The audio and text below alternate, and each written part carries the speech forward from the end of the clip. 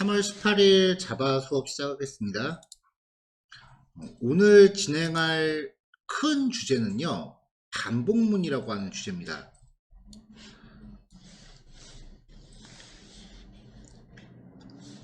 지난 시간에 우리가 봤었던 게 조건문, 마지막으로 봤던 게 조건문이라고 하는 형식이었는데요. if 한 다음에 여기다가 조건을 명시하고 괄호를 열었을 때 이 조건이 참이 되면은 이제 불로가는 실행하는 형태였죠. 이 상태에서 조건을 이제 여러 가지 경우의 수를 나열하기 위해서 else if라고 하는 형식이 추가되는 것도 가능했었고요. 마지막으로 else라고 하는 구문도 추가가 됐었죠. 그 밖에 스위치문이라는 것도 봤었는데 사실상 if문으로 전부 커버가 되기 때문에 스위치문은 그렇게 자주 쓰이는 건 아니다 라고 했었어요. 오늘 살펴볼 그 메인 주제는 반복문입니다. 그러니까 프로그램 명령을 여러 번 반복하게 할 때 쓰는 건데, 반복문도 크게 자바에서는 세 가지로 나눠져요.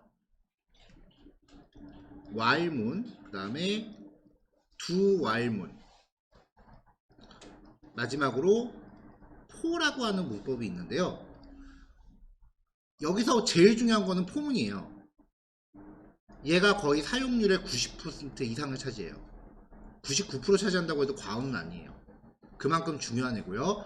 while문 같은 경우는 뭐 써도 그만 안 써도 그만이에요.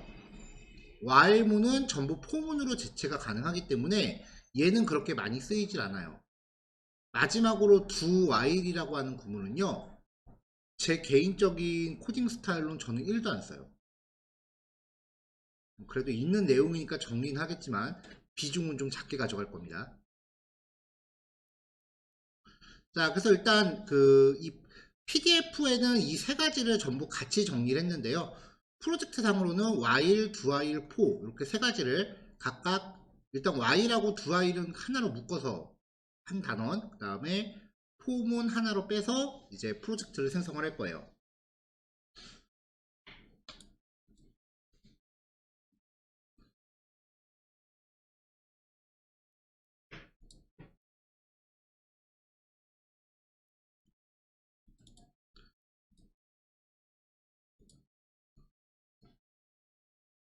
자, 지난 시간에 우리가 만들었던 프로젝트가 6번 조건문이라고 하는 프로젝트였어요. 그래서 비주얼 스튜디오에서 일단 프로젝트부터 만들고 시작을 할게요. 자, 컨트롤 쉬프트 P 눌러서 자바로 검색하시면 크리에이트 자바 프로젝트라는 항목이 나오죠. 이거 선택하고, 그 다음에 나오는 항목 중에는 No Build Tools 선택하시고요. 본인 작업 폴더 지정하신 다음에 프로젝트 이름을 07 반복문이라고 잡아주시면 됩니다.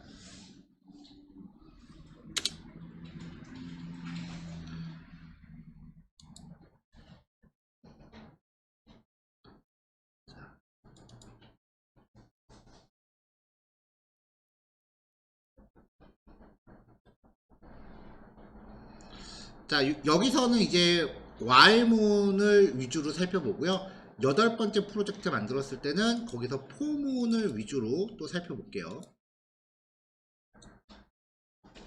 자, 먼저 while문입니다. while문은 일반적으로 책에서 설명할 땐 이렇게 설명해요.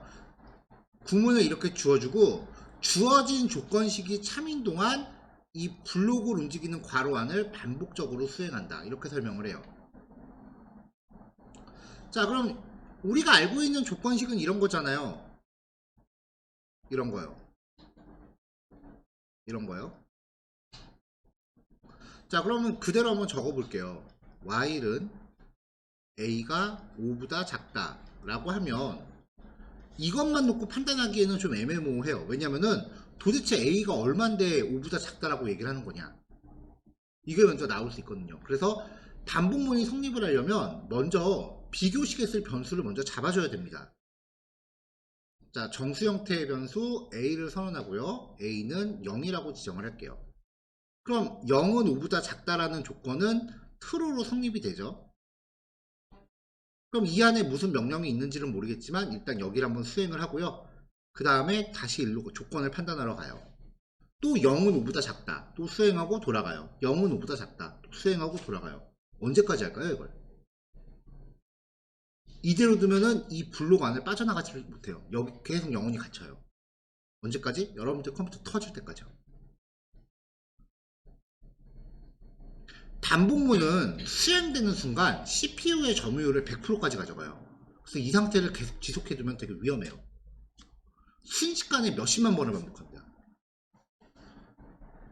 그래서 이 블록 안에서 A의 값을 조금씩 이렇게 변화를 시켜줘야 돼요. A++라고 하면 A가 1씩 증가하는 거죠. 그럼 처음에 A가 0부터 시작해요. 그러면은 0이 5보다 작다. 참이죠? 그 다음에 A가 1 증가해요. 다시 조건 가서 1이 5보다 작다. 참이죠? 또 돌아와서 A가 1 증가해요. 2가 되죠? 2가 5보다 작다. 참이죠? 또 들어가서 A가 증가해요. 3. 3이 5보다 작다. 또 증가해요. 4가 5보다 작다. 또 돌아가서 4가 5보다 작다. 참이니까 또 증가를 해요. 5가 돼요. 그러면 5가 5보다 작다. 이때는 거짓이 되니까 이때는 실행을 안 해요. 그래서 수행하는 거는 총 5번을 수행하는 거죠. 이런 식으로 반복문이 성립을 하기 위해서는 조건뿐만 아니라 처음에 사용할 변수값을 잡아줘야 되고요. 그 다음에 조건이 성립돼야 되고, 처음에 잡아줬던 이 변수가 조금씩 변화를 해야 언젠가는 이 조건이 거짓이 돼서 빠져나간다예요. 그래서 저는 이 세 가지 요소를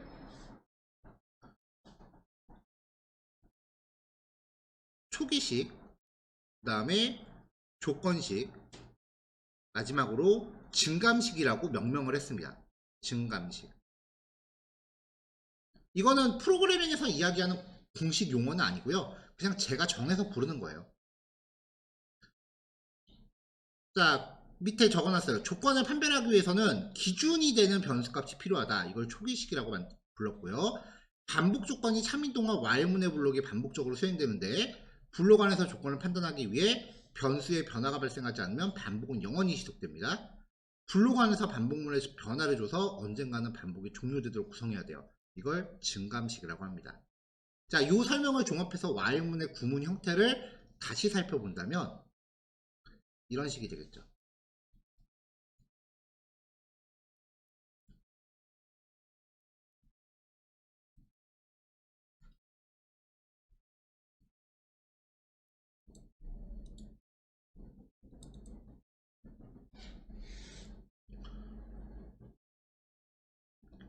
자, 그럼 while문의 합계입니다. 자, 1번 while 1점 잡아요. 0부터 10보다 작은 동안 1씩 증가하는 변수값의 변화 과정을 확인해 볼게요. 자, 초기식에서 x는 0이라고 준비를 했고요. 그 다음에 이 x가 10보다 작다라고 조건을 걸었어요. 그러면은 그 다음에 또 증감식을 찾으세요. 이 변수를 어디에선가 변화시키고 있을 거예요. 여기 맨 밑에 있죠? 대체로 증감식은 맨 마지막에 들어가요. 뭐 이게 절대적인 건 아닌데 처음부터 들어가는 경우도 가끔 있긴 한데 대체로 마지막에 넣고 시작을 해요.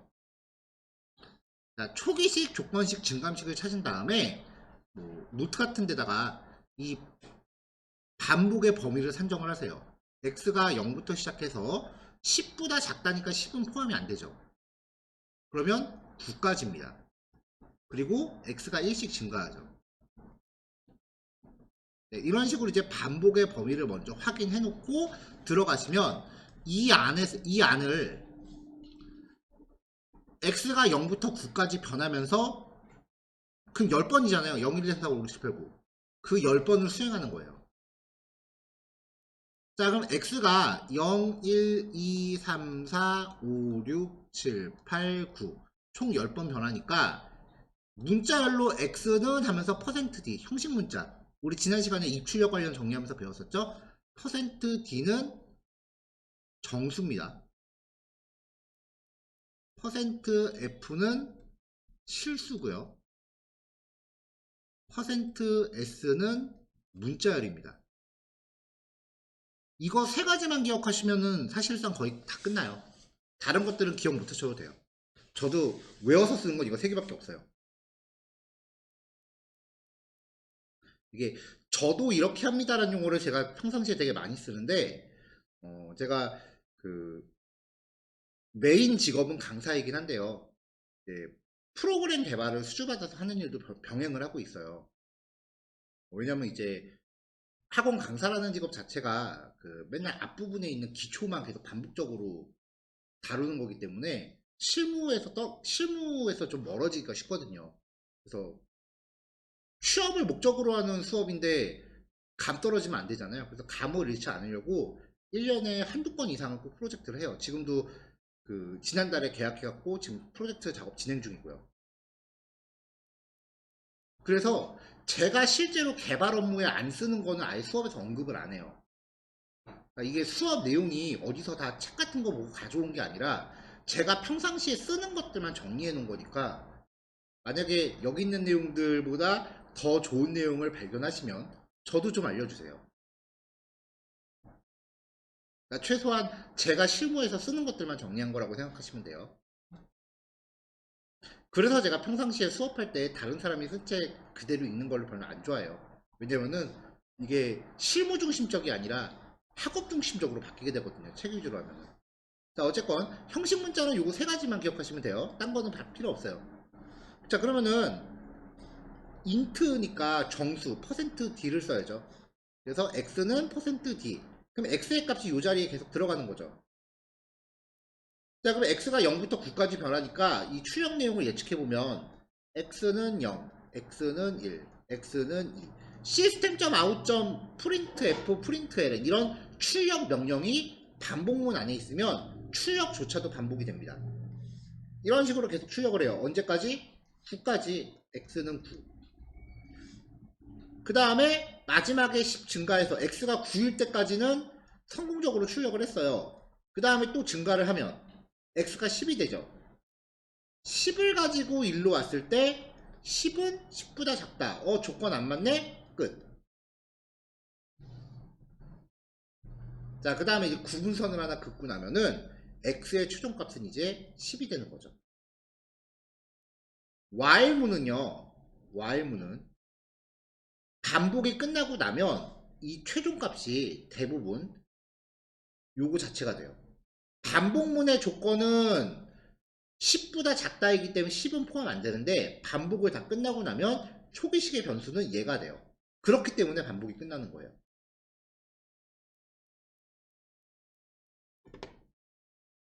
자, 출력 결과 쭈루루루 나오죠.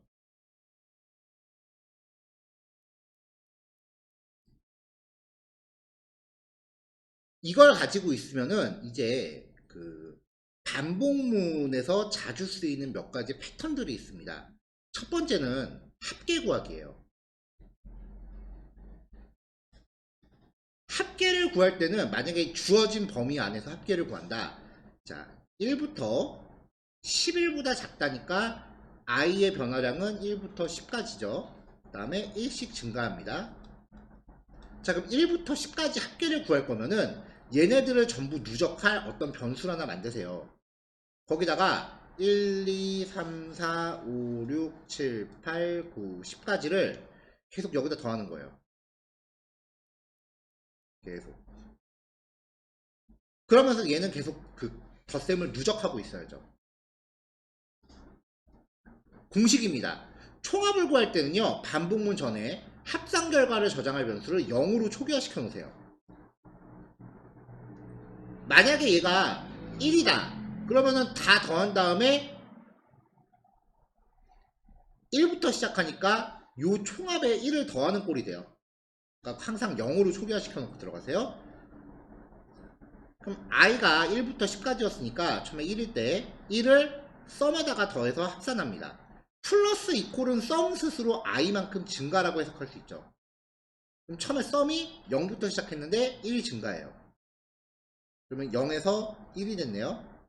i가 1일 때, i가 2일 때는 한번 출력을 했어요. i가 1일 때 썸은 0에서 1이 됐어요. i가 1로 오고 썸이 1로 오죠. 자, 그 다음에 i가 2가 됩니다. 그럼 썸은 아까 1로 증가했기 때문에 1에서 또 i만큼 증가하니까 2 증가하죠. 1에서 2 증가하면 3이 되죠. i가 2일 때 썸은 3이 돼요. 자, 그 다음에 i가 3이 됩니다. 그러면 썸은 아까 3이 됐고요. 3 플러스 이퀄 3만큼 증가니까 3에서 6이 되죠. i가 3일 때 썸은 6이 됩니다. 자, 또 들어가서 이제 i가 4가 돼요.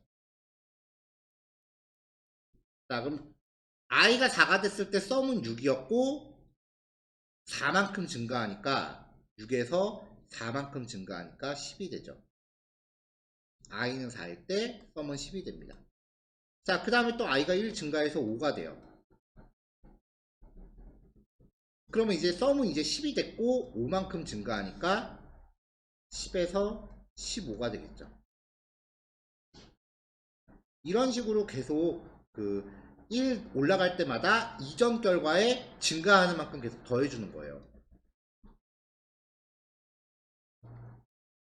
이렇게 이어지는 거죠. 그럼 6이 됐을 때는 15에서 6만큼 증가하니까 21이 되겠네요. 그 변화하는 과정을 추적한 겁니다. 결과 확인해 보면은 뾰로로 이렇게 결과값이 나오고요. 제가 15까지는 쫓아갔는데 나머지는 그냥 중단했어요. 이렇게 결과가 나와요. 반복문의 특성을 보여주는 가장 좋은 예시는요, 우리가 어렸을 때부터 배우던 구구단입니다. 자, 지금 얘는 구구단의 수식을 출력하는 건데요. 입력을 받아요. 숫자를 입력을 받아요. 만약에 x에다가 3을 입력했다라고 가정을 하죠. 그러면 구구단은 3 곱하기 1은 3부터 3 곱하기 2는 6 해서 3 곱하기 9는 27이 되죠. 보면은 1부터 9까지 1씩 증가하면서 반복하는 동안 그 변화하는 값에다 계속 3을 곱해서 결과를 만들어내는 거잖아요. 그러니까 구구단 한 번만 가만히 외워보시면 반복문 원리는 쉽게 파악해요. 자, 1부터 시작해서 9까지니까 초기식을 1로 잡고요. 그 다음에 조건식은 두 가지 형태가 나올 수 있어요. y는 10보다 y는 10보다 작다. 그러면 1부터 9까지죠. 또 반대로 y는 9보다 작거나 같다 라고 해도 9까지죠. 자, 그럼 여기서 우리는 주로 어떤 거를 써야 될까요? 얘를 쓰셔야 돼요. 자, 말로 풀어볼게요. y는 10보다 작다. y는 9보다 작거나 같다. 얘는 작은지만 비교하면 됩니다. 비교를 한 번 합니다. 얘는 작은지를 비교하고 같은지를 한 번 더 비교해야 돼요. 얘는 두 번 비교합니다. 여러분들이 컴퓨터 입장에 대보세요. 일 두 번 시키는 게 좋겠어요? 한 번 시키는 게 좋겠어요? 당연히 한 번이 더 좋죠. 효율성의 문제예요. 그러니까 반복의 범위를 산정할 때는 작거나 같다보다는, 물론 예제에서는 다양하게 제시를 하지만 실제로 쓰실 때는 그냥 작다로 쓰시면 돼요. 작거나 같다는 웬만하면 피하세요. 자, 그래서 y가 10보다 작다라고 하면은 요 두 가지를 결합했을 때 y의 범위는 1부터 9까지가 되고요. 여기 증감식 있죠? 1씩 증가합니다. 자, x를 3이라고 입력했어요. 반복문 안에서 구구단의 수식을 출력할 거예요. 자, 첫 번째 퍼센트 뒤에 x를 놨어요. 얘는 3이었죠? 그 다음에 y는 1부터 9까지예요. 얘가 두 번째 퍼센트 D에 들어가고요. 세 번째 퍼센트 ED 두 자리 숫자죠. 얘는 X 곱하기 Y를 여기다 넣습니다. 3 곱하기 첫 번째 1은 X 곱하기 Y니까 3. 그 다음에 Y가 2가 되면 3 곱하기 2는 6.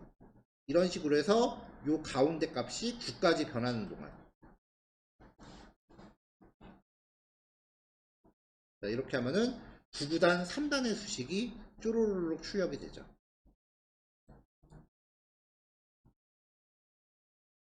자, 여기까지가 이제 가장 기본적인 예시예요. 자, 일단 요거 세 가지 먼저 지금 10시인데요. 10시 20분까지 해보시고요. 10분 쉬었다가 10시 반에 2교시 시작하겠습니다. 자, 이따 뵐게요. 다음 넘어가겠습니다. 넘어가기 전에 그 톡방이래. 그 채팅창에 질문 나온 거 한번 해볼게요.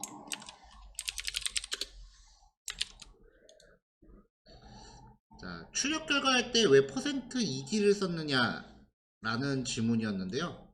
아까 9구단 할 때요.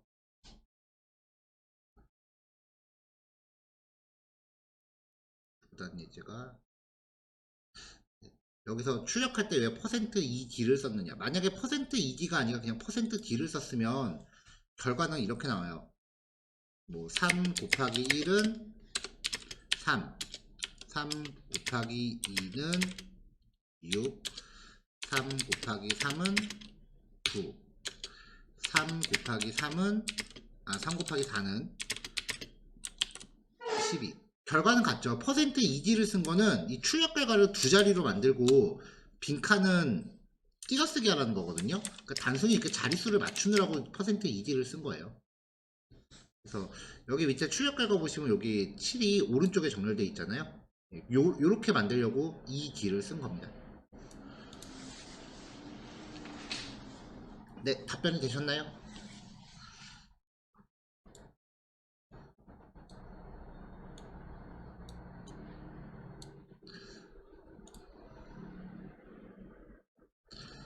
자, 넘어갈게요.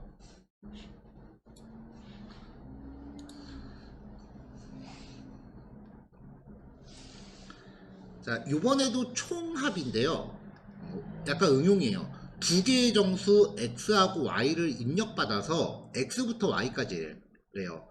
그러니까 반복의 범위가 거의 대부분의 경우는 0부터 시작해서 얼마보다 작을 때까지 이렇게 설정을 해요.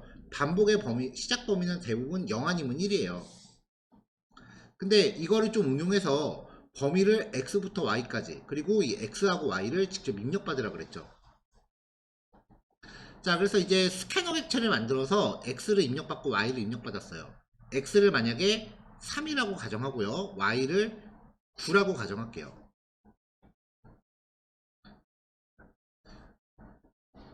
자, 그러면 3부터 9까지 반복을 하려면 초기식은 3으로 잡고요. 그 다음에 반복을 얼마까지 하느냐는 건데, 자, 3, 4, 5, 6, 7, 8, 9. 한 번, 두 번, 세 번, 네 번, 다섯 번, 여섯 번, 일곱 번이에요. 반복의 횟수는 7번이라는 거죠. 내가 반복을 몇 번 할지를 구하려면 9에서 3을 빼요. 그럼 6이죠? 1을 더해주면은 반복할 횟수가 나오죠.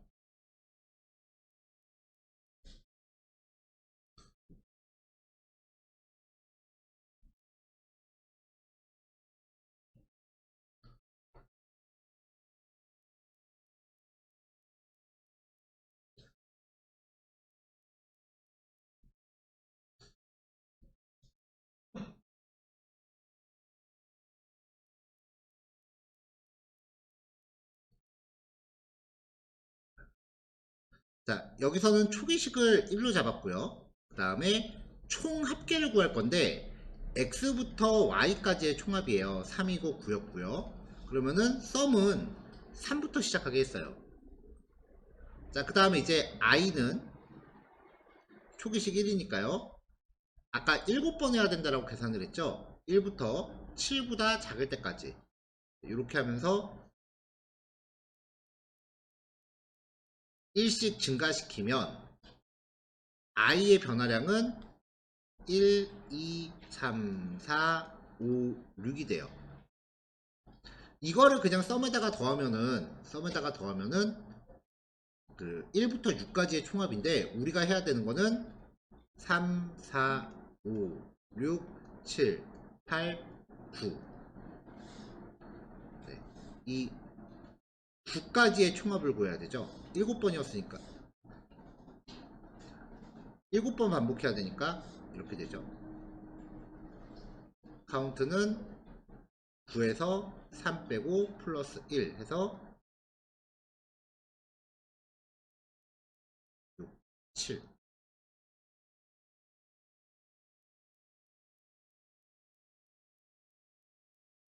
이건 안 들어가네요. 이렇게네요. 근데 이거 예제 좀 너무 어렵게 만든 것 같아요. 제가 예제 좀 쉽게 바꿀게요. 하다 보니까 예제를 너무 어렵게 만들었네요. 자, 조 예제만 제가 따로 다시 할게요. 일단 입력을 받겠습니다. 자, 임포트 시스템 점 입력을 받기 위해서 util 점 스캐너. 자, 그 다음에 입력을 받아야죠. 두 개 변수 입력 받고 리더 점 클로즈까지 할게요.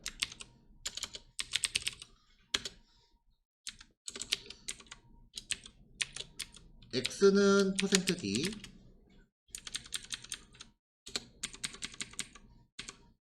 y도 %d. 그 다음에 여기다가 x랑 y를 출력해서 결과를 확인해 보죠.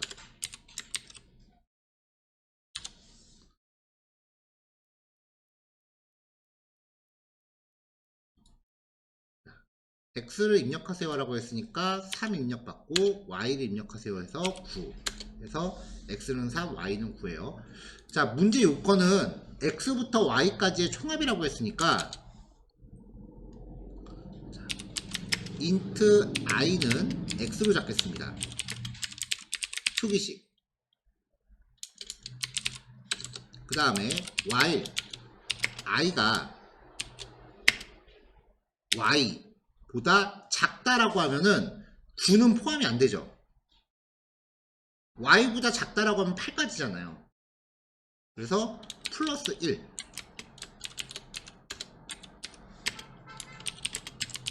증감식. y를 포함시키기 위해서 y보다 1 큰 값보다 작다로 조건 설정.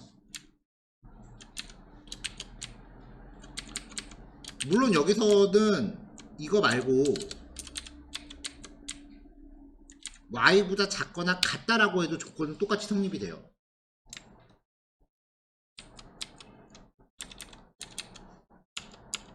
그 다음에 증감식 i 플러스 플러스 라고 하면은 여기가 증감식이죠. 위에는 조건식입니다.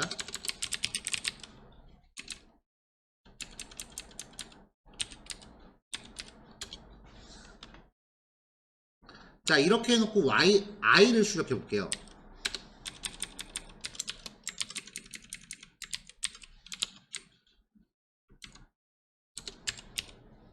i는 %d 라고 하고서 i를 출력하면 자, x는 3, y는 9 라고 하면은 3부터 9까지 쪼르륵 반복을 하죠. 이거를 이제 변수에다가 더하면 돼요. int sum은 0. 총합을 구하기 위한 변수를 정의하고요. 그러면 여기다가 sum 플러스 이퀄 i.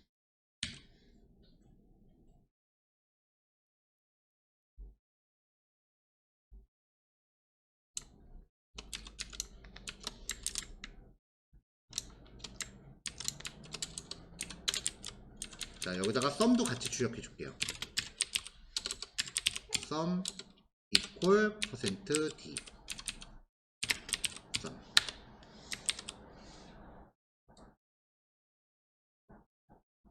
자, 그래서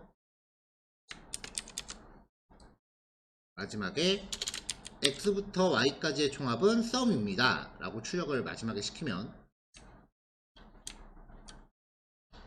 F5 했을 때 x는 3,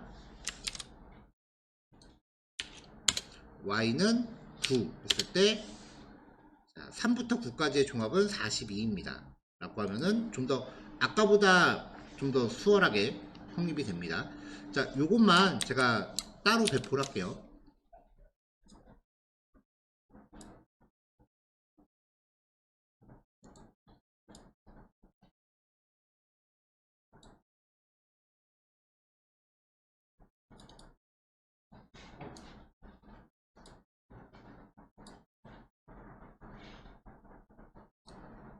네, 지금 배포해드린 게 요 while 4번을 대신한 겁니다.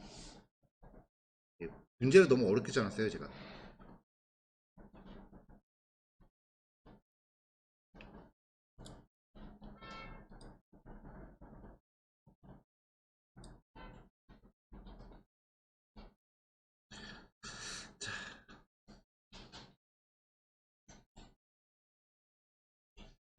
자, 그 다음 얘기는요, 두 while문이라고 하는 건데요. 일단 while문 이런 케이스를 한번 볼게요. int i가 5예요. 근데 while i가 5보다 작다. i 플러스 플러스. 자, 이렇게 하면 i가 5인데 i가 5보다 작다는 거는 조건이 성립이 안 되죠. 그러면 이 while문은 한 번도 수행 안 하고 그냥 지나가 버려요. 조건이 안 맞으니까.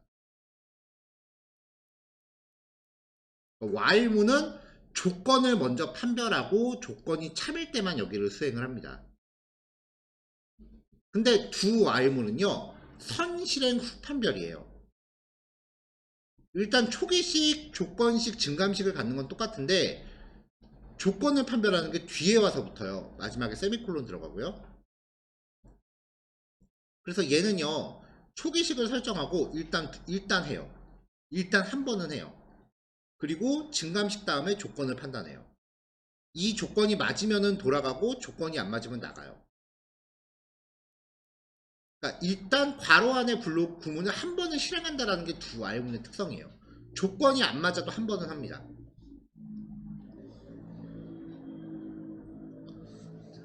자, 그래서 while문은 조건의 성립 여부에 따라 반복 수행을 결정하기 때문에 조건이 처음부터 거짓이면 한 번도 수행하지 않습니다. 두 while문은 조건이 거짓이라도 우선 한 번은 실행하는 조건을 판별하기 하기 때문에 최소 한 번은 실행합니다. 요 정도 차이가 있는데 진짜로 두 while문은 저는 한 번도 써본 적이 없거든요. 그러니까 그냥 요 차이점만 인지하셔도 돼요. 그 증거로 최신 프로그래밍 언어 중에 자바스크립트라는 게 있어요. 자바스크립트는 자바하고 완전 다릅니다. 자바스크립트에는 두 while문은 없어요. 그리고 파이썬이라고 하는 프로그래밍 언어도 두 while문이 없어요. 안 쓰니까 최신 프로그래밍 언어들은 아예 없애버리는 형태, 없애버리는 추세예요. 그러니까 while문하고 두 while문은 그냥 차이점 정도만 비교하시고 만약에 다른 수업에서 예제가 나와도 그냥 그건 콧방귀 한번 흥 끼고 그냥 잠깐 쉬어도 돼요.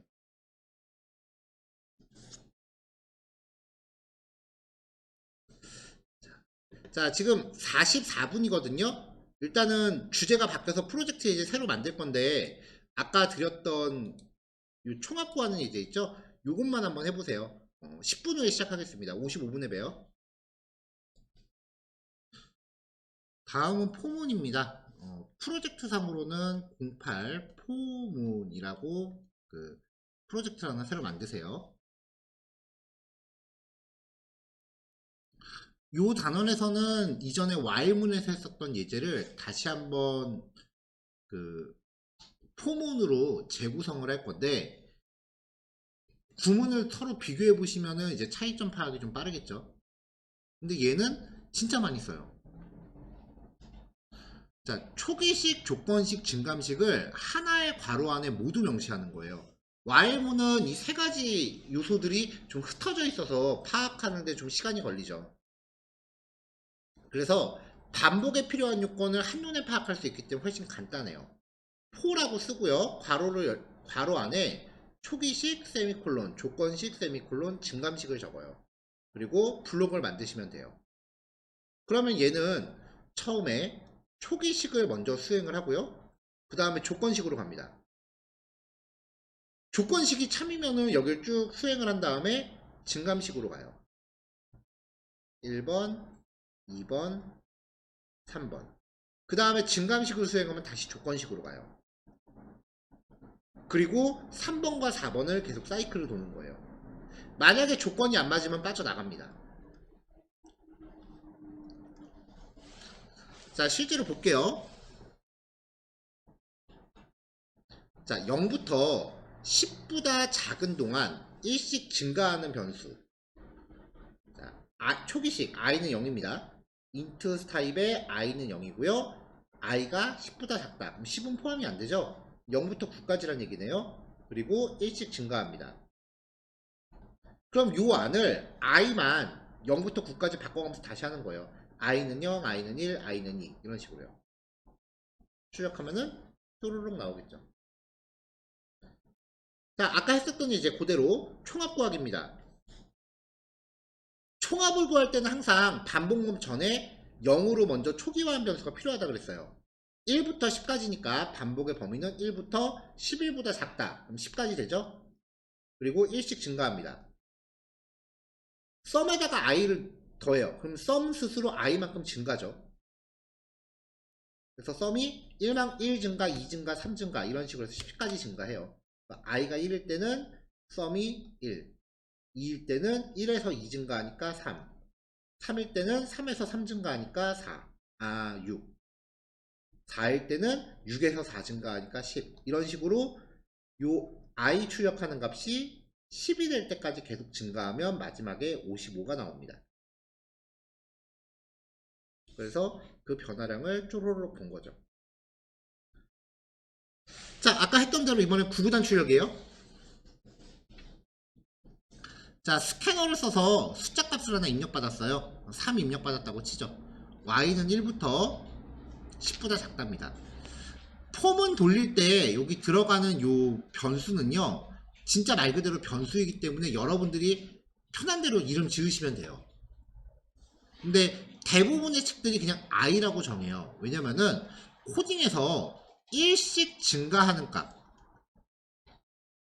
증가하는 일련 번호, 일련 번호를 인덱스라고 부르거든요. 그래서 그 인덱스에서 앞글자 따서 i라는 이름을 많이 써요.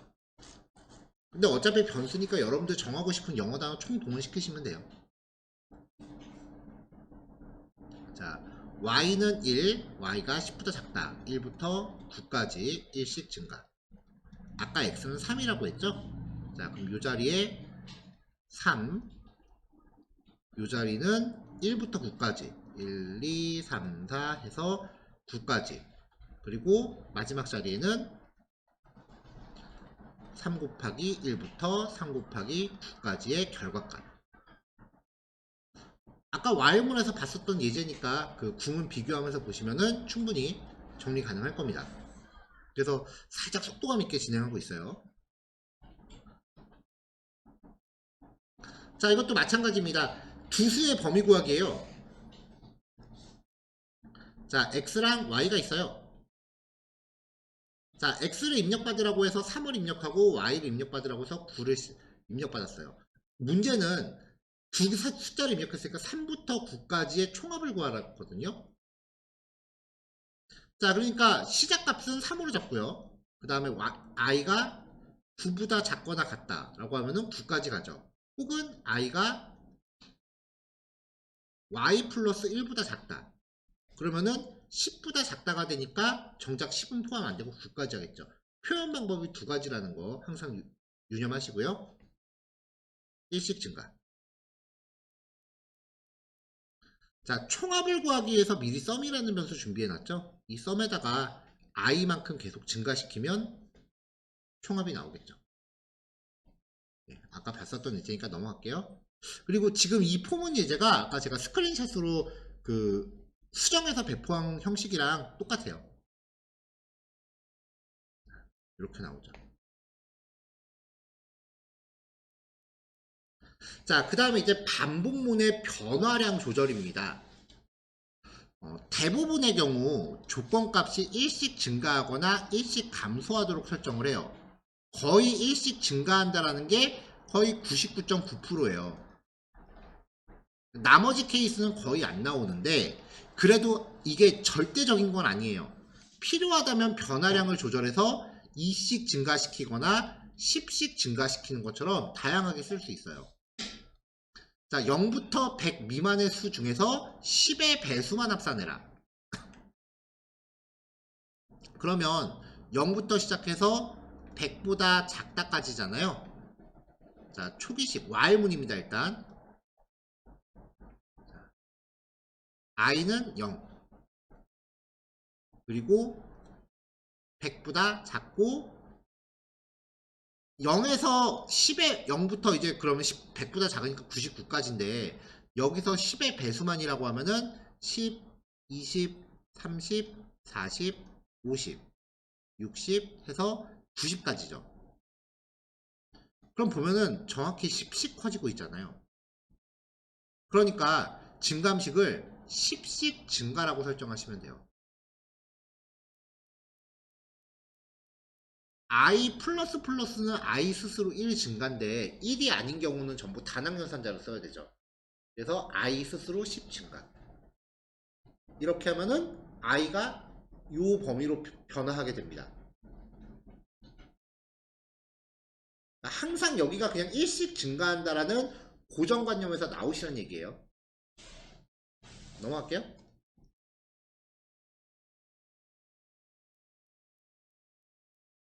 자, 0부터 10 미만의 수 중에서 짝수만 골라서 합산해라.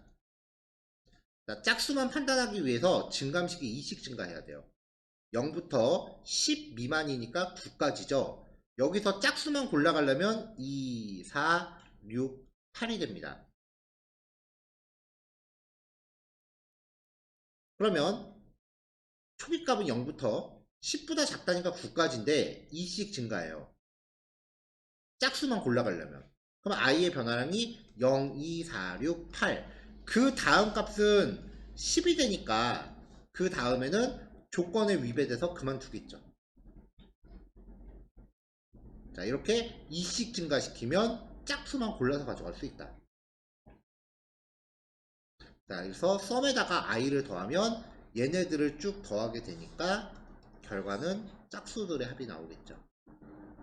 자, 요거까지 실습해 보시면 됩니다. 11시 반까지 실습하시고요. 10분 쉬었다가 11시 40분에 이제 연습 문제, 요것도 바로 풀이하면서 진행할게요.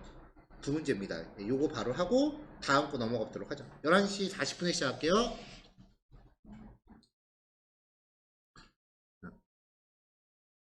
여기 있던 문제를 복사해서 옮겨왔어요.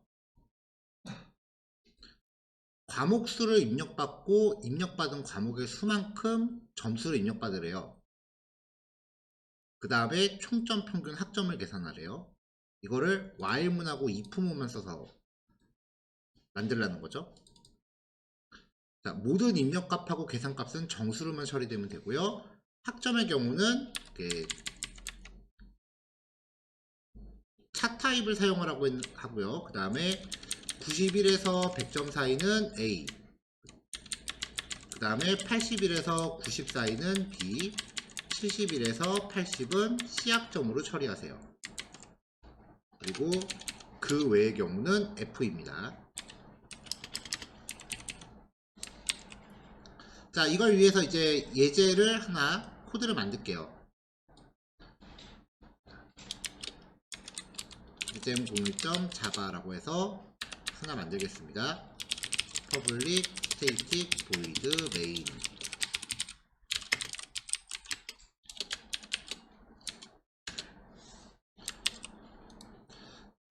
과목수를 입력받으라 그랬죠? 그럼 일단 입력받기 위해서 스캐너를 만들게요. 스캐너 타입의 리더는 new 스캐너 system.in 이라고 만들고, 그 다음에 과목수를 입력받으려고 했으니까 과목수를 count라는 변수로 하나 만들게요.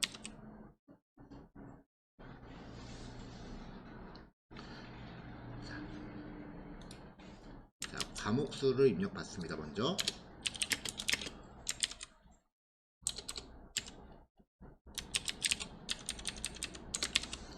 자, 그 다음에 입력받은 과목의 수만큼 점수를 입력받으래요.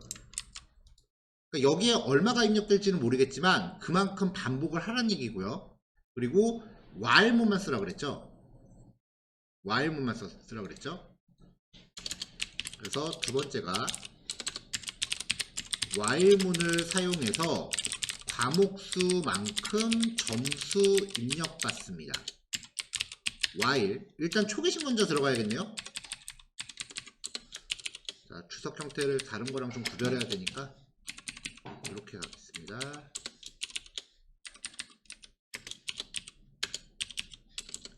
자, 먼저 int i는 0 초기식이에요. 그 다음에 while i가 과목수보다 작은 동안, 그럼 세 과목이라고 하면 0, 1, 2까지니까 3번 맞죠? 조건식. 그리고 1씩 증가해야 되니까 i 플러스 증감식. 자, 이 안에서 점수를 입력받으래요. 그러면은 몇 번째 과목의 점수를 입력하세요 라고 출력을 해줘야 되니까 출력식을 하나 넣죠. i가 0부터 시작하니까 i 플러스 1이라고 해서 1번째, 2번째, 3번째 그렇게 표기할 겁니다.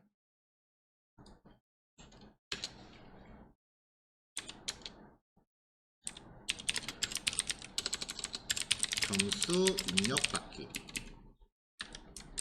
과목별이 되는 거죠. int 타입의 포인트는 reader.nextInt라고 만들죠. 자, 여기까지만 놓고 실행을 하면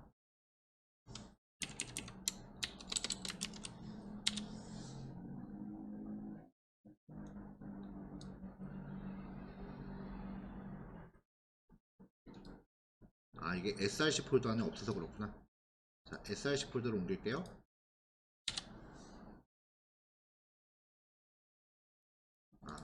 리더. 요 리더를 사용해야 되는 거죠.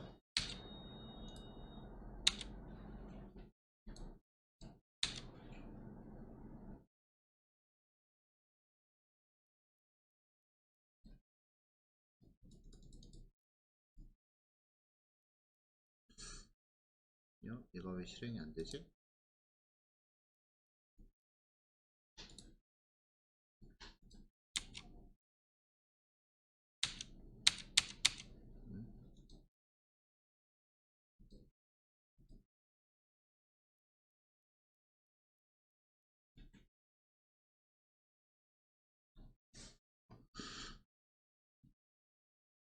could not find the class main.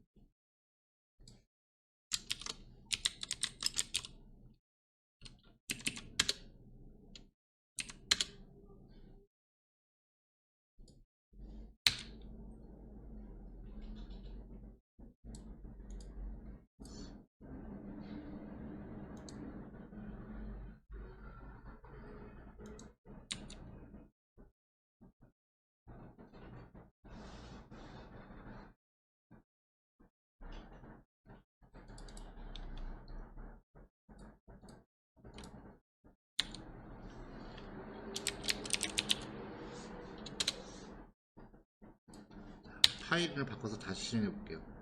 네.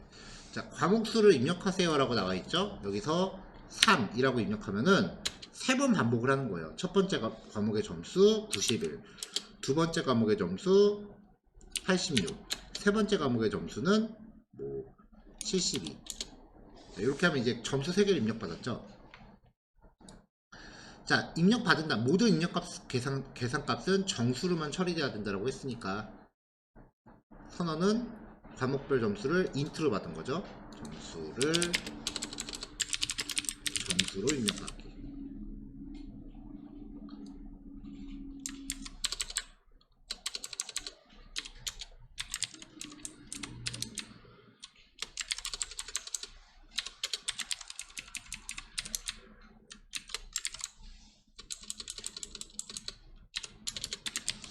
자, 그 다음에 문제 조건은요. 이걸 사용해서 총점하고 평균, 학점을 계산하라 그랬는데 총점이라는 건 다 더해야 되죠. 자, 총점을 위한 변수 초기화. int sum은 0. 총점이라는 게 결국 입력받은 포인트의 총합이라고 하는 거니까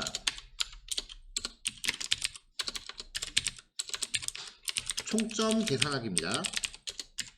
sum 플러스 equal 포인트 라고 하면 총점은 나와요.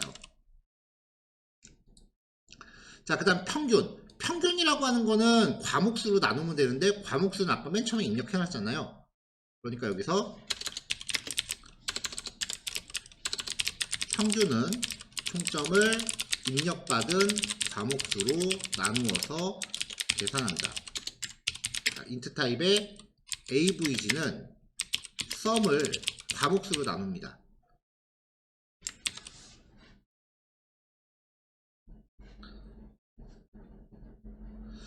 자, 그 다음에 이제 학점을 처리하라고 하는데 차 타입을 사용하고 91에서 100은 A, 80에서 90은 B, 71에서 80은 C. 그 외의 경우 F. 학점 변수입니다. 차 타입의 그레이드라고 선언을 하고요. 자, if 평균이 90보다 크면 학점은 A고요. else if. 자, 그 다음에 이제 이런 거 조건할 때 이런 식으로 AND에서 AVG가 100보다 작거나 같다. 그 다음에 AVG가 80보다 크고 AND AVG가 90보다 작거나 같다. 이런 식으로 이제 진짜 여기 나와 있는 요 문장 그대로 이 문장 그대로 이제 해석하는 경우가 있어요. 한번 요대로 한번 if문을 써볼게요.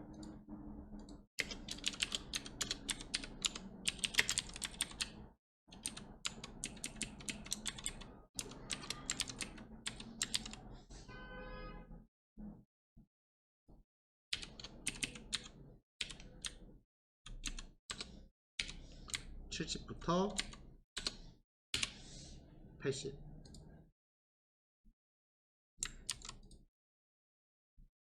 (71부터) 시작하는 거니까 80보다 크다라고 하면 되죠.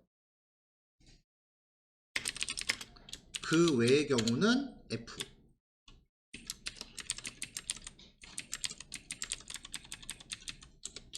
B, C, F.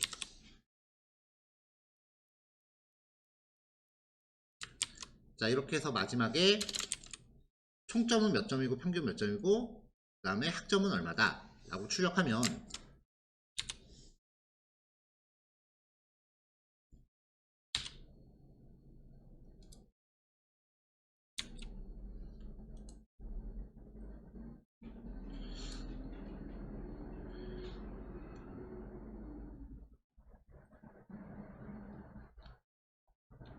자, 입력은 다 받았으니까 reader.close까지 붙이겠습니다.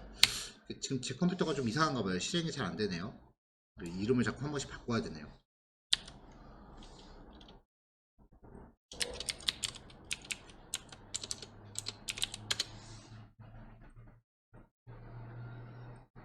다시 한번 실행해 볼게요.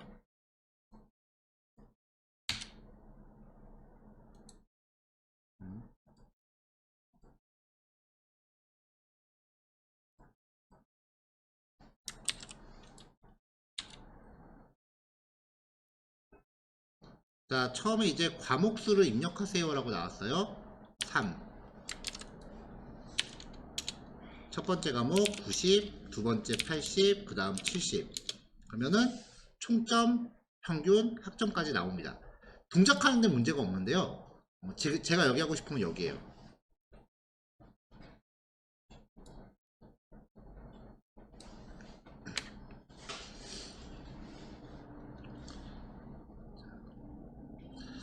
자, 점수라고 하는 거는 일반적으로 범위가 0에서 100 사이입니다.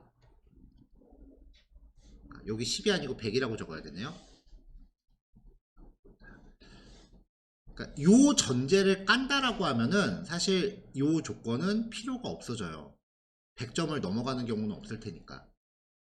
그 다음에 만약에 점수가 82였다고 치죠. 그러면은 90보다 크지는 않죠. 그러니까 else-if로 넘어갑니다. 그럼 else-if로 넘어왔다라는 것 자체가 이미 90보다 크지 않기 때문에 90 이하란 얘기거든요. 그러니까 뒷부분에 있는 요 조건이 필요가 없어져요. 같은 이유로 여기도 이 조건이 필요가 없어져요. 그러니까 진짜 문장에 그 문제에 있는 그 문장을 곧대로 해석하면 컴퓨터한테 불필요한 비교 현상을 한 번씩 더 시키는 꼴이 돼요. 그래서 이 문제는 이렇게 풀이하는 게 모범 답안이라는 거죠. 그리고 여기에 지금 차라고 하는 변수도 그레이드 타입의 차 변수도요. 처음에 값이 없는 상태에서 학점을 다 판단하고 마지막에 F를 넣었죠. 원래 변수라는 거는 값을 집어넣고 값을 바꿀 수 있잖아요. 여기다가 처음부터 가장 많은 범위를 포함하고 있는 F를 설정해 놓으면 마지막에 else절 자체가 필요가 없게 돼요. 왜냐면은 이 조건을 충족되지 않으면 그레이드는 바뀌지 않을 테니까. 그러니까 else에서 변수 값을 할애할 일이 있다면 차라리 처음부터 그 값을 만들어 놓고 else를 생략하는 것도 하나의 방법이 돼요. 자, 요 형태가 여러분들 배포 자료에 답지로 나와 있는데요. 그 답지에는 주석은 안 들어가 있는 상태니까 요거 제가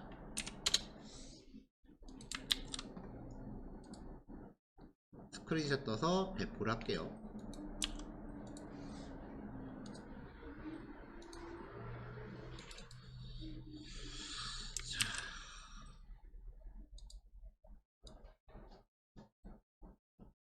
네. 1번 문제 풀이에 대해서 주석까지 같이 겸해 놓은 파일이니까요. 비교하면서 체크해 보시면 되겠고요. 채팅창 한번 확인하겠습니다. 아, 이거 오타? 네, 고마워요.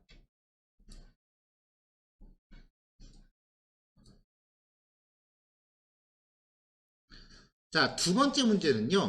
요 예제를 포문하고 스위치문을 써서 다시 구현하라는 얘기예요.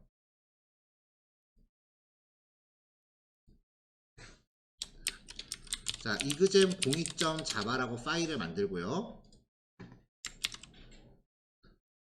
비교하면서 해보죠.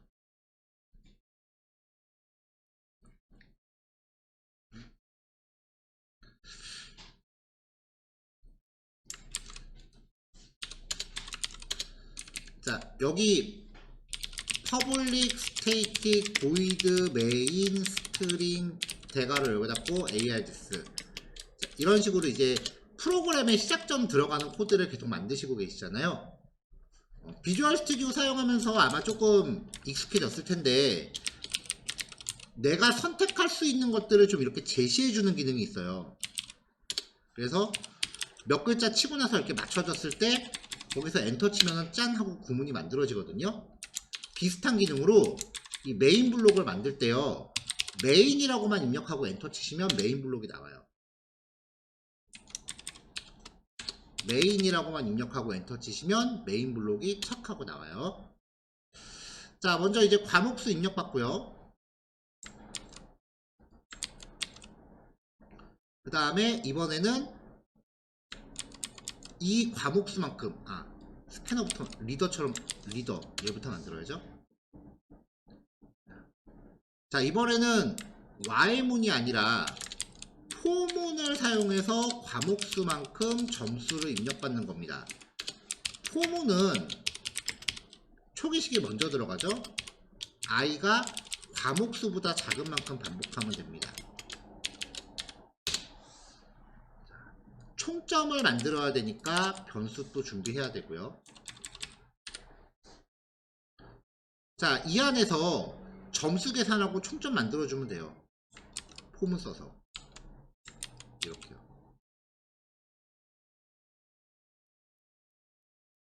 while문을 for문으로 바꾼 거죠. 자, 그 다음에 이제 평균하고 총점을 구한 다음에 학점을 만들 건데, 90보다 크다, 80보다 크다, 70보다 크다. 이거를 스위치문으로 표현을 해야 됩니다. 범위를 산정할 때 지금 80, 90 단위가 10단위잖아요. 근데 이걸 스위치문으로 표현할 때는 최대 내가 얻으려고 하는 변수 값에서 이 단위를 나누세요.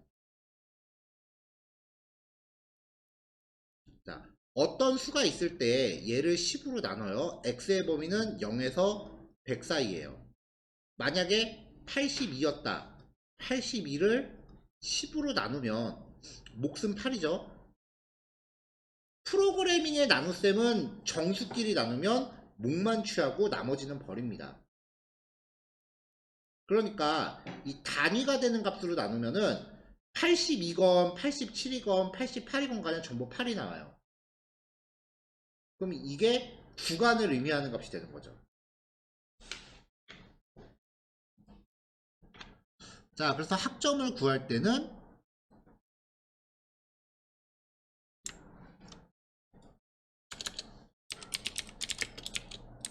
평균값을, 근데 100점은 빼야 돼요. 100점은 100점을 뺄 필요가 없네요. AVG를 10으로 나눠요.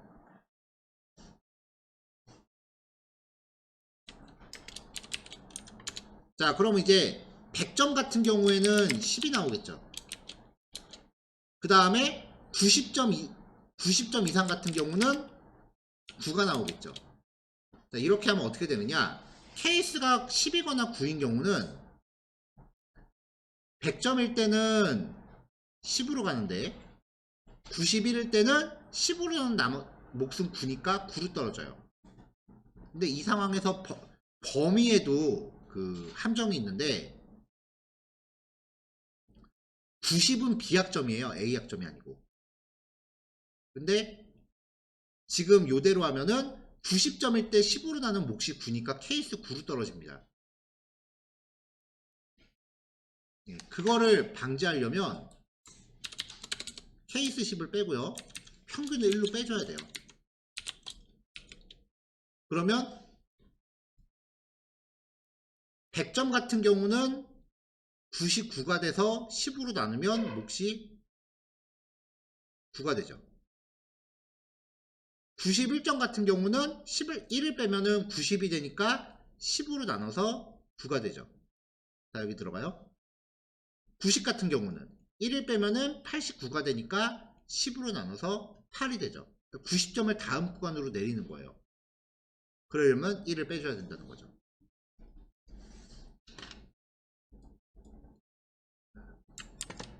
자, 이렇게 계산해서 케이스를 나열하고 결과를 출력합니다. 자, 요 예제풀이는 배포해드린 교환에 그대로 있으니까 한번 체크해서 해보시면 되고요. 자, 요거 두 개 각자 실습하시고요. 그리고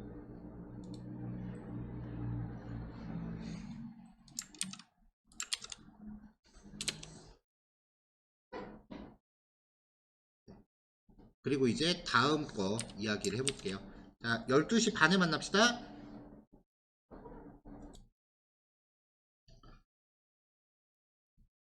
구단원입니다. 우리가 지금까지 여러 가지 문법을 봤었죠. if, switch, while, 그 다음에 for. 두 while은 잘 안 쓰니까 뺄게요. 자, 얘네들의 특징은 이렇게 블록 구조를 가져간다는 데 있죠. 이 안에 이 문법들이 다시 한번 또 새롭게 들어갈 수 있어요. 그래서 if, switch, while, for가 있을 때 if문 안에 if문이 들어갈 수 있고 if 안에 switch, if 안에 while, if 안에 for. 스위치문 안에도 if, 스위치 안에 스위치, 스위치 while, 스위치 for. while 안에 if, while 안에 스위치, while 안에 while, while 안에 for. for문도 마찬가지예요. 이렇게 어지럽죠?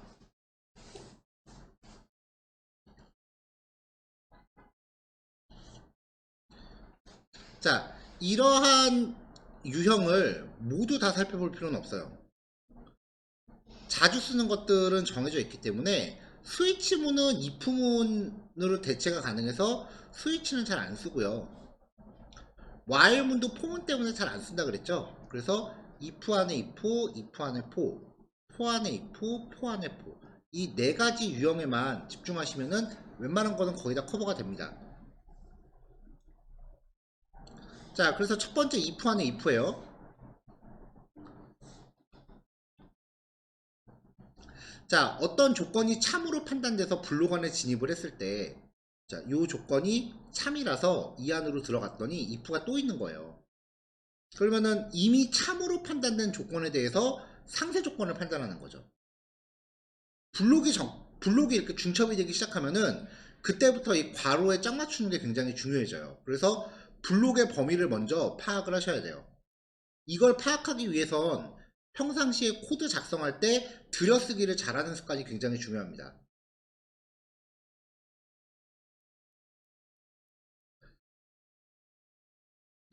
자, 첫 번째 코드가 이제 예제 소스가 빠져 있네요. 두 번째 건 들어가 있는데 첫 번째 코드 예제 그러면은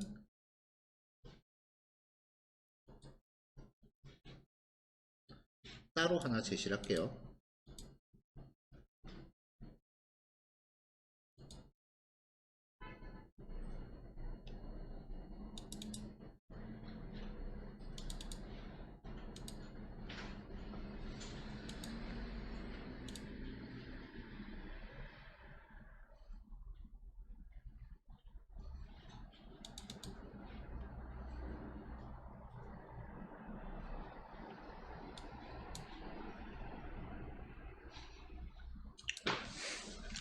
자, 저는 여기다가 바로 만들겠습니다. 요 예제는 책에서 제시하는 예제랑 동일해요.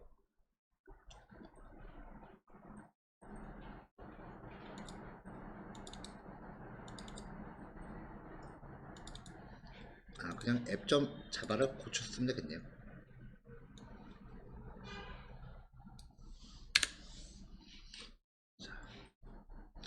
자, 점수 두 개를 입력을 할게요. 수학 점수랑 영어 점수 두 개를 입력을 할게요. 자, 이렇게 해서 합격인 조건이 두 과목이 모두 60점 이상이면 통과라고 가정을 하죠. 그럼 먼저 둘 중에 하나가 그 통과인지를 봐야 될 거 아니에요? 자, if 매스가 60 이상이면 일단 통과 가능성이 있는 거죠. 그렇지 않으면 두 과목이 모두 60점 이상일 때 통과니까, 그렇지 않으면 일단 탈락입니다. 자, 수학이 60점을 넘어가면 영어 점수도 같이 60점을 넘어가야 돼요. 그래서 if 영어가 60점 이상이면 이때는 통과예요. 근데 영어가 60점 미만이면 아무리 수학이 60을 넘었다 그래도 탈락인 거죠. 이렇게요.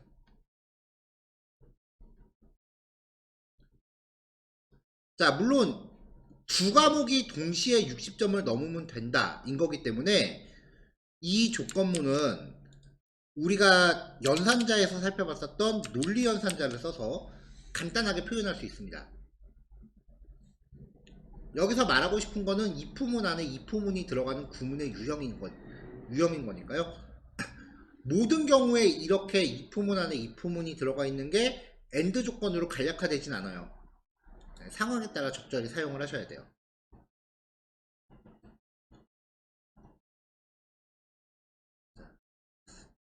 여기 지금 출력 결과 이 부분은 무시하시고요. 그냥 문제 유형이 이것만 확인하시면 돼요. 중첩 if문 구조예요. 하나의 조건이 부모 조건문이 3인 경우 자식 조건문을 판단할 수 있는 겁니다. 물론 else절 안에도 if문이 또 들어갈 수 있어요. else if 안에도 if문이 또 들어갈 수 있어요.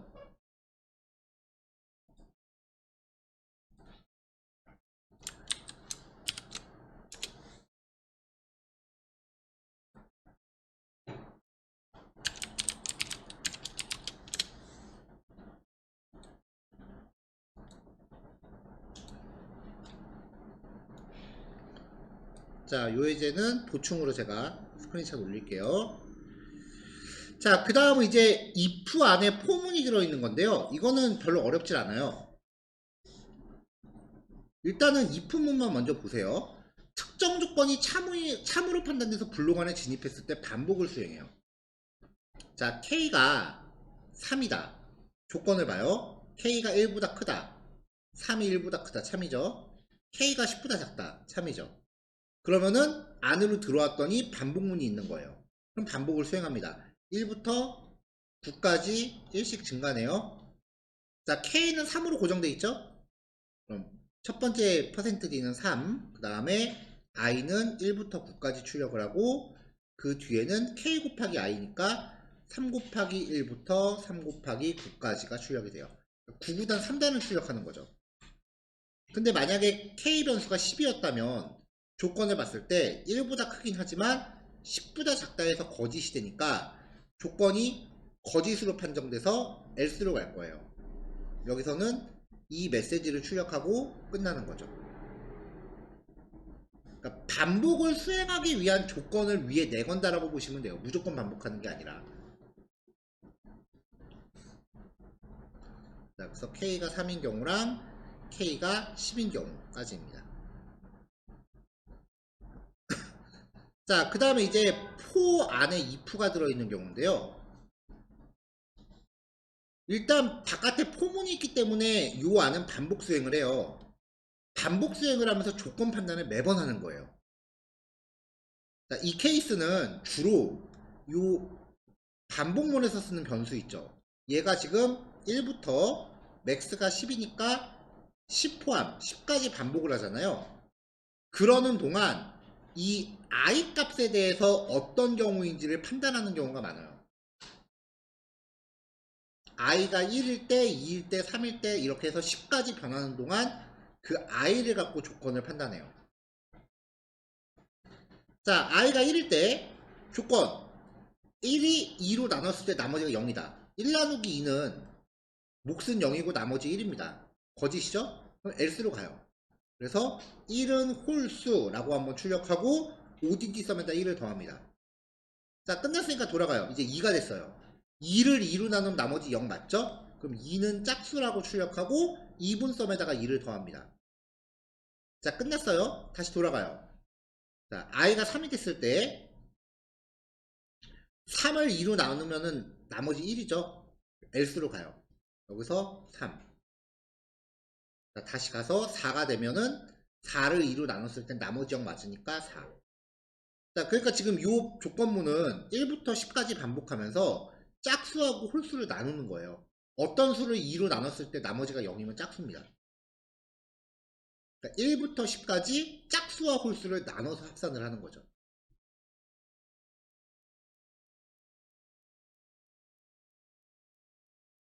자, 이게 포 안의 이프문 구조입니다.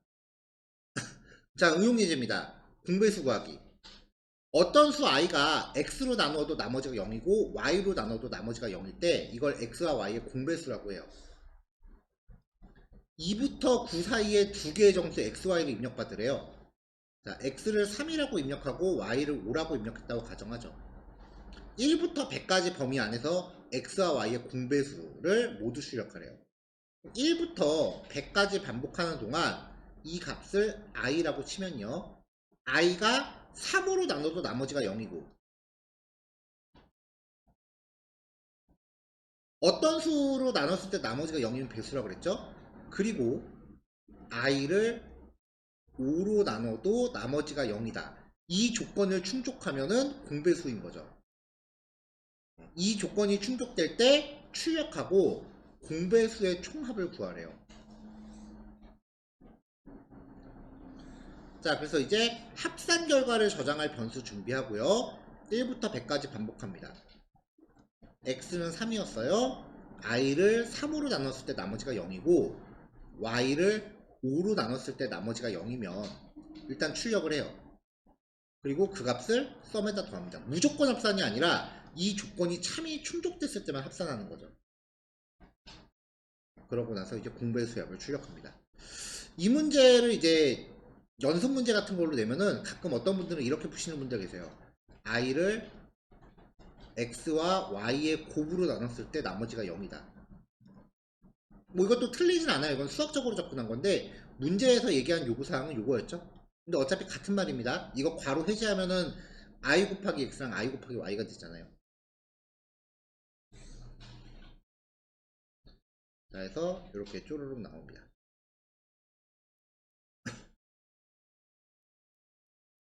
자, 반복 수행 시 마지막 회차를 생략해 볼게요. 이것도 뭐 딱히 어떨 때다라고 꼭 집어서 얘기하기는 뭐한데 종종 쓰여요. 이거는 공식이 있습니다. 반복문에 조건식에 쓰인 값을 통해서 작다라고 되어 있으면, 그러면 i가 0부터 9까지인 건데 마지막 9번째 거를 생략하는 거잖아요. 그러면 i가 이 최대값이 10이니까요 10 빼기 1보다 작은 동안만 반복해라 라고 하면 되겠죠.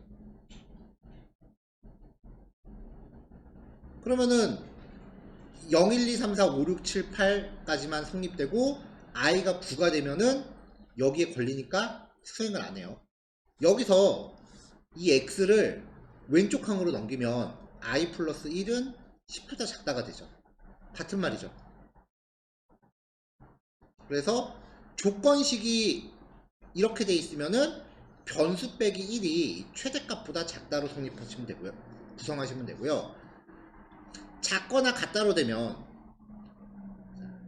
0부터 9까지 반복하는데 마지막 9일 때를 생략해야 돼요. 10보다 작거나 같다라고 하면 10보다 작거나 같다로 다시 할게요. i가 10보다 작거나 같다라고 하면은 0부터 10까지 하죠. 그럼 마지막 10번째 거를 반복해야 돼. 빼야 돼요.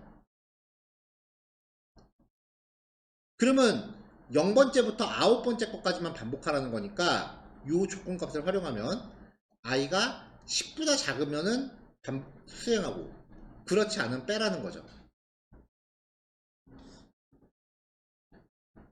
자, 그래서 이때는 그냥 변수, 이 조건 변수가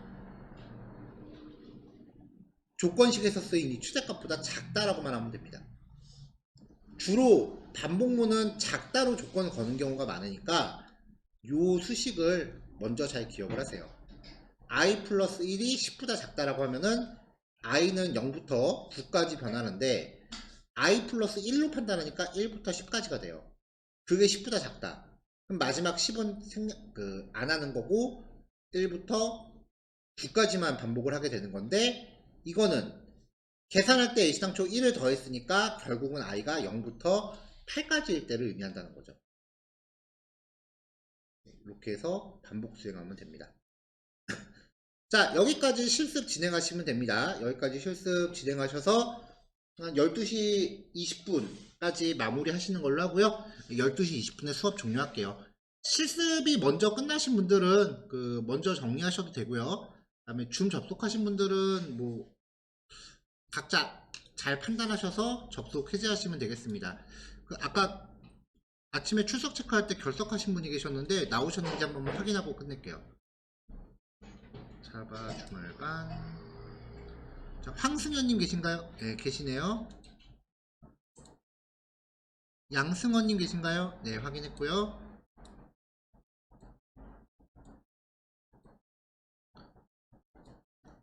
네, 됐습니다. 내일은 이제 포문 안에 포문이 있는 형태 하고요. 그 다음에 이제 배열이라고 하는 주제로 들어갈게요. 아마 내일까지 진도가 끝나고 나면은 그 다음부터는 이제 여러 가지 유형의 연습 문제 같은 걸 풀면서 약간 코딩 테스트 같은 걸 좀 대비하는 기초 지식은 쌓여요. 자, 녹화 여기까지 하겠습니다. 네, 내일 봬요. 고생하셨어요.